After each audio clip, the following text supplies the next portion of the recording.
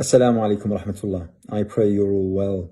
In the next few minutes, I'd like to talk about the assassination of Qassem Soleimani and the kind of reverberations and reactions that we have all heard, engaged with, been subject to, and the such. A few days ago, on the 3rd of January, a direct, deliberate, pre-planned American attack on a convoy consisting of Qassem Soleimani, as well as another major figure within Iranian, Iraqi politics, security, Abu Mahdi al-Muhandis. The convoy taking them from Baghdad International Airport into Baghdad was targeted, and therefore they, as well as 4 others, were killed. Now, the reaction has been quite telling, I would say, quite interesting at times, intriguing, but definitely telling. It tells of a particular mindset and a particular issue which I think it's important to address and to try to understand. Now, we may be talking about this specific case, but the kind of lessons we learn from the reactions, from the public reactions, is something that could be extrapolated or could be told of any major incident of a similar or probably different nature. Now, first things first, Qassem Soleimani was no mean figure. He was a major general within the Islamic Revolutionary Guards Corps of Iran. He was a decorated military figure. He was the commander of Al-Quds Force, which is essentially, let's say, a glorified state-backed militia that's operated way beyond the borders of Iran, definitely in Iraq, definitely in Syria, a little bit in Lebanon, and probably had some interactions with the situation in Yemen. We're talking about a highly decorated person, someone who we are told was effectively the second most powerful person in Iran, probably one of the most powerful, influential people within the region, the Middle East region, and particularly the countries that I mentioned.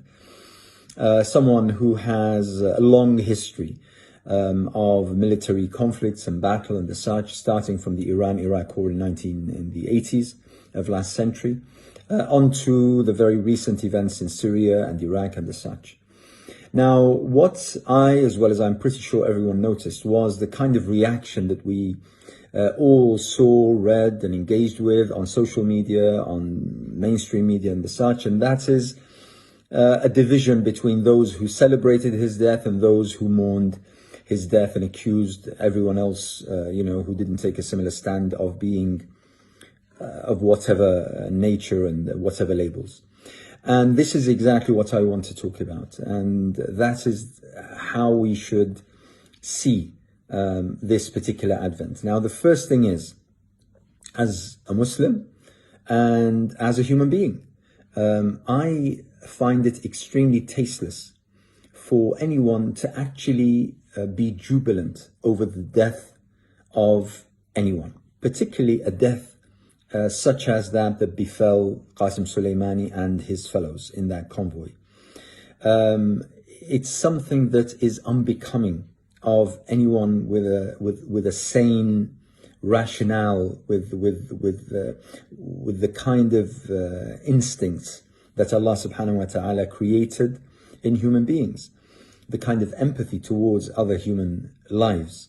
So to be jubilant over someone's death is something that I personally would advise against. Death falls upon each and every one of us, and to sort of mock someone in how they die or when they die or the such is something which is extremely foolish, to say the very least, if not insensitive, inhumane in terms of how we are built, how we are intrinsically structured.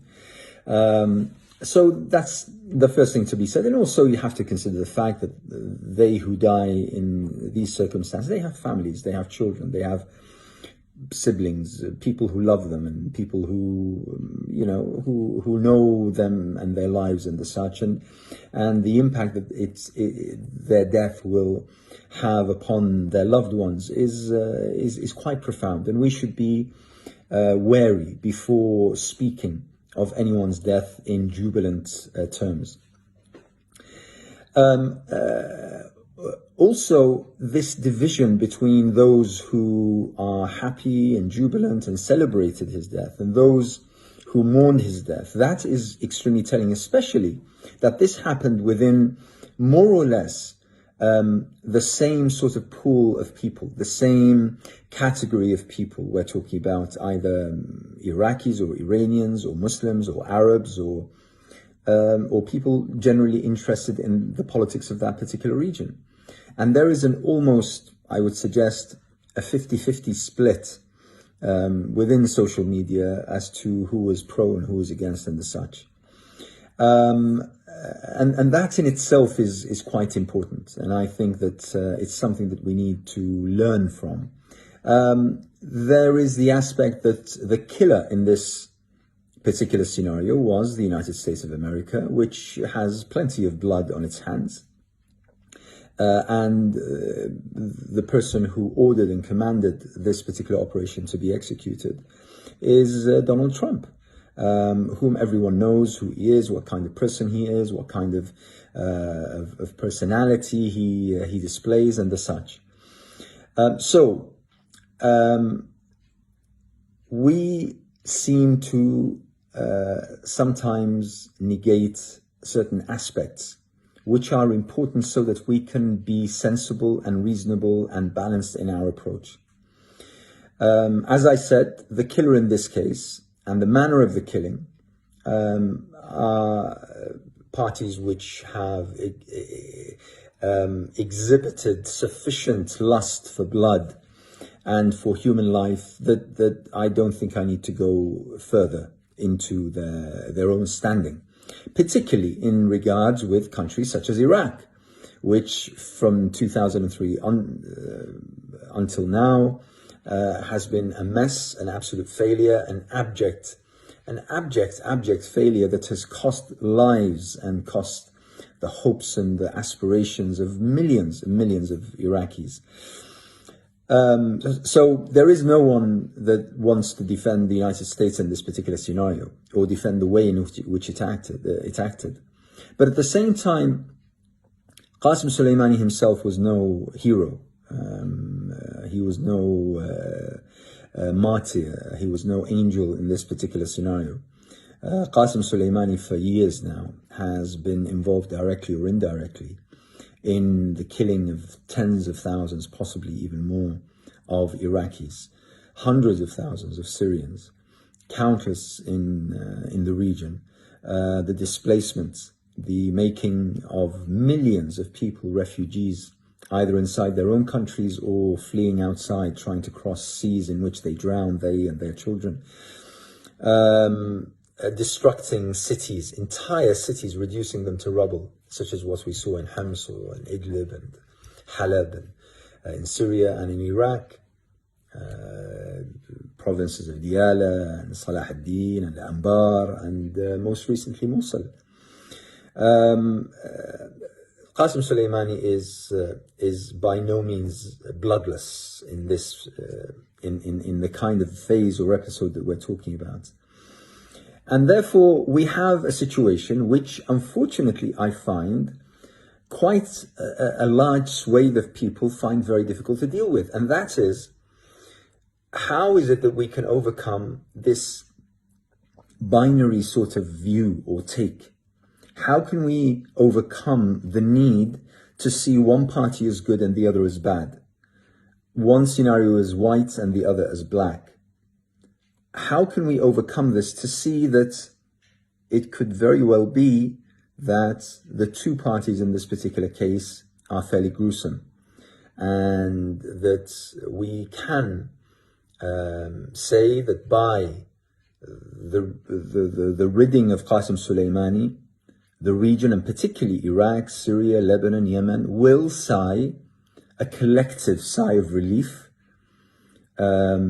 despite the fact that we do not condone the way in which he was killed or by whom he was killed, and at the same time also condemn America for its constant, consistent policy of bloodletting, of killing, of murder, of destruction and chaos, leading the world not to a place of peace or stability or tranquility, but rather a place of destruction, of hate, of division, and of failure. How is it that we can do that? How is it that we can, it doesn't, my celebration of the fact that Qassem Soleimani will no longer tread these lands or cause the death, destruction, and displacement of numerous, probably beyond counting, people, innocent people. Whilst I do that, at the same time, I can also condemn America for its policies, for how it carried out this particular attack, for the impact that this will undoubtedly bring. How do we do this? This is an issue that it baffles me sometimes, because I remember back in 2002, 2003, when I, as well as many of you probably, were leading the anti-war marches against the war in Iraq, led by Tony Blair and George W. Bush. At the time, I was often accused as being someone who was pro-Saddam or pro-Ba'athist regime in Iraq.